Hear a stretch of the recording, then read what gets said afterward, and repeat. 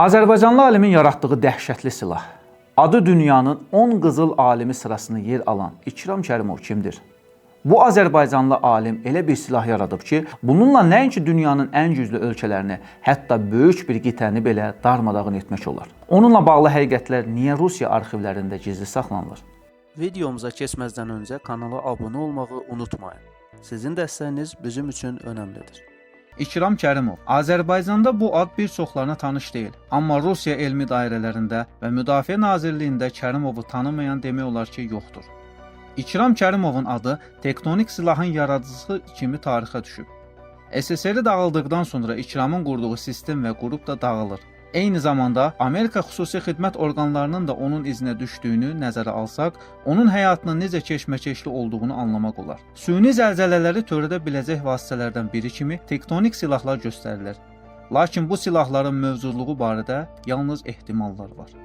Qeyd edək ki, tektonik silah yerin altında toplanan enerjidən istifadə edərək zəlzələ, vulkan püskürməsi və buna oxşar təbii fəlakətlər törədə biləcək hipotetik qurğu yaxud sistemdir. Tektonik silah termini ilk dəfə 1992-ci ildə istifadə olunub. Amerikalı alimlər isə belə bir qurğunun yaradılmasını mümkün hesab etsə də, müasir dövrdə belə ehtimalın az olduğunu iddia edirlər.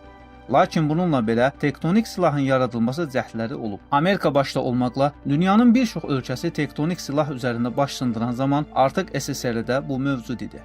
Bu gün bir çox insanın xəbəri yoxdur ki, dünyada ilk tektonik silahın yaradıcısı həmyerlimiz Qarabağlı zəlzələşünas alim İkram Kərimov olub. Ağdam rayonunda anadan olan İkram Kərimovun adı bu günə qədər Rusiya arxivləri tərəfindən gizli saxlanılır və onun barəsində məlumatları əldə etmək olduqca çətindir.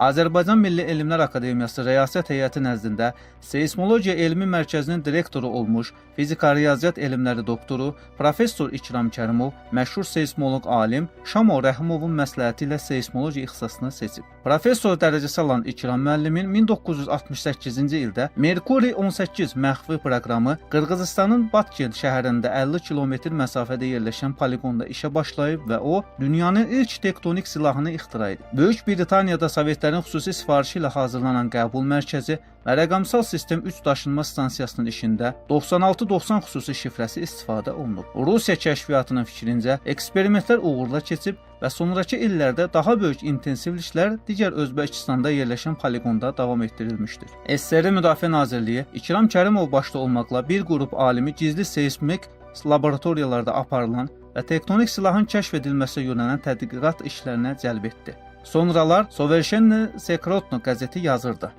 70-ci illərin sonlarında Azərbaycanlı alim İkram Kərimov və onun rəhbərlik etdiyi elmi tədqiqat qrupu zəlzələlərdən öncə yüksək tezlikdə baş verən anormal dəyişikliklərə diqqət yetirdilər. Əvvəllər belə zəlzələ xəbərçilərini yalnız xüsusi rəqəmsal aparatların köməyi ilə müəyyən etmək olurdu. Amma Kərimov və onun qrupu yeni elmi metodla adı çəkilən cihazlara ehtiyac olmadan zəlzələ əlamətlərini müəyyən etmişdilər. İkram Kərimovun ixtirası indiyədək bütün dünya hərbçilərini narahat edir. Deyilənə görə bu silahdan Rusiya Müdafiə Nazirliyi vaxtaşırı istifadə edərək okeanlarda tsunami dalğası yaradır. Bir neçə il ardıcıl olaraq keçirilən sınaqlardan sonra SSR Kəşflər və İxtiralar Komitəsi Kərimovun yeni metoduna patent verərək onu qeydə aldı. Bu kəşf məhz SSR Müdafiə Nazirliyi tərəfindən Merkuri kodu altında həyata keçirilən geofiziki silahın hazırlanmasında istifadə edilməyə başladı. Ötən əsrin 90-cı illərinin əvvəllərində SSR-nin dağılması nəticəsində Kərimov və onun qrupu da dağıdıldı və dünyanın bir neçə ölkəsinə köçürüldülər. 1995-ci ilə qədər ölkədə qalan Kərimovun qrupunun dünyanın müxtəlif bölgələrinə səpələyən Rus kəşfiyyatına sızmadan sonra Kərimovun evinə basqın edən Amerika kəşfiyyatı onun bütün tədqiqatlarının sürətini oğurlamağa nail olur. Bu hadisədən sonra Kərimov öz qrup üzvlərinin ancaq Cənubi Afrika Respublikasında təhlükəsiz yaşayacağına dair təminat aldı. NASA İkram müəllimin 1995-ci ildə dediyi sözü bu yaxınlarda təsdiqlədi ki, qütblərdəki buzların əriməsi atmosferin deyil, yer qabığının qızması ilə bağlıdır və ondan sonra NASA siyasətini dəyişməyə başladı. Hazırda alimin adı dünyanın 10 qızıl aliminin adı sırasındadır və onun kəşfləri bütün dünya alimlərini heyrətləndirməkdə davam edir. Yüz minlərlə insanın həyatını xilas edən qusarlı həkim. Kəşfi ilə Azərbaycanı dünyada tanıdan, 20-yə yaxın ölkədə kəşfi tətbiq olunan kimdir? Yerin Qulağı kanalı bu dəfə Azərbaycanı dünyada tanıdan daha bir məşhur haqda məlumatı təqdim edir. Azərbaycanı dünyada tanıdan məşhurlarla bağlı layihəmiz davam edir. Bu dəfə tibb dünyasında etdiyi kəşflə ölkəmizi tanıdan həkimlə bağlı danışacağıq. Həmin qusarlı həkim kimdir? Tibbin tarixi insan həyatını xilas edən möhtəşəm kəşflərlə doludur. Bu kəşflərdən biri də ortopediya sahəsində inqilab edən İlizarov aparatıdır. Bu möcüzəvi tibbi cihaz minlərlə insanın həyatını xilas edib, əlillikdən qurtarıb və onlara yeni həyat bəxş edib. Onun yaradıcısı Qavril Abramoviç İlizarov, sadə həkimdən dünya şöhrətli alimə çevrilən, adı əbədi olaraq tibbin tarixinə qalmış şəxsdir. Kim idi Qavril İlizarov? Yəhudi millətindən olan Qavril İlizarov 15 iyun 1921-ci ildə Qusar şəhərində doğulub. Orta məktəbi də Qusar şəhərində bitirib. O, gənc yaşlarından elmə və təbabətə böyük maraq göstərirdi. İkinci Dünya müharibəsi illərində həkim kimi fəaliyyətə başlayaraq çox sayda yaralı əsgərin həyatını xilas etmişdi. Müharibədən sonra isə ortopediya və travmatologiya sahəsində çalışaraq sınıqların daha tez və düzgün sağalması yollarını araşdırmağa başladı. İlizarov aparatının yaranma hekayəsi 1950-ci illərdə İlizarov çox sadə, amma eyni zamanda möcüzəvi təsir göstərən bir ideya irəli sürdü. Sınıq və ya əyri sümükləri xaricdən xüsusi halqa və metal çubuqlar vasitəsilə sabitləmək. Beləliklə, 1951-ci ildə İlizarov aparatı ixtira edildi. Bu aparatın mahiyyəti ondan ibarət idi ki, sümüyün sınıq hissələri xaricdən dəmir halqalarla birləşdirilir və tənzimlənə bilən çubuqlar vasitəsilə sümüyün böyüməsinə və düzgün istiqamətdə sağalmasına şərait yaradır.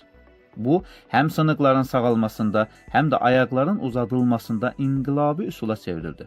Dünyada şöhrət qazanan kəşf. Uzun müddət bu aparat yalnız Sovet İttifaqında istifadə olunurdu. Lakin onun möcüzəvi nəticələri bütün dünyaya səs saldı. 1960-70-ci illərdə artıq Avropa, Amerika və Asiya ölkələrindən həkimlər Qavril İlizarovun klinikasına gələrək bu üsulu öyrənirdilər. Bu cihazla çox mürəkkəb sınıqlar sağaldıldı. Əlil arabasına məhkum olan insanlar ayağa qalxdı. Ayaq uzunluqları bərabərləşdirildi. Hətta bəzi anadan gəlmə ortopedik qüsurlar aradan qaldırıldı. İlizarovun mirası. Qavril İlizarovun adı bu gün də ortopediya və travmatologiya sahəsində dahi kimi xatırlanır. Onun kəşfi milyonlarla insana sağlamlıq bəxş edib. Hal-hazırda İlizarov üsulu dünyanın onlarla ölkəsində tətbiq olunur. O, ömrünün sonuna qədər elmi işini davam etdirmiş, həkimlərin yeni nəsli üçün böyük məktəb yaratmışdır. 1979-cu ildə Lenin mükafatı laureatı olub. 1981-ci ildə Sosialist əməyi qəhrəmanı adına layiq görülüb. Rusiya Elmlər Akademiyasının üzvü olub. 1990-cı illərdə Amerikaya səyahət edib. 71 yaşında, yəni 1992-ci ilin 24 iyulunda ürək tutmasından vəfat edib. Onun ixtira etdiyi möcüzəvi tibbi cihaz minlərlə insanı həyata qaytarıb. Videomuzu bəyəndinizsə kanala abunə olmağı və rəy yazmağı unutmayın.